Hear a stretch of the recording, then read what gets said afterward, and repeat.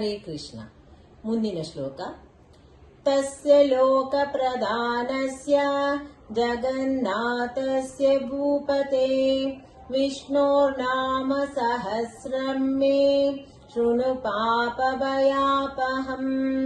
ತಸ್ಯ ಲೋಕ ಪ್ರಧಾನಸ್ಯ ಜಗನ್ನಾಥಸ್ಯ ಭೂಪತೆ ವಿಷ್ಣೋರ್ನಾಮ ಸಹಸ್ರಂ ಮೇ ಶೃಣು ಪಾಪಭಯಾಪಹಂ.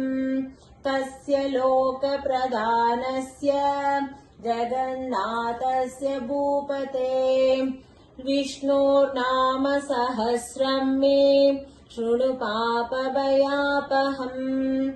ಇದರ ಅರ್ಥ, ಭಗವಂತ ನಮ್ಮ ಪಾಪ ಭಯವನ್ನು ತೊಡೆದು ಹಾಕುತ್ತಾನೆ. ತಪ್ಪು ಮಾಡಿದಾಗ ತಿದ್ದಿ ಉದ್ಧಾರ ಮಾಡುತ್ತಾನೆ.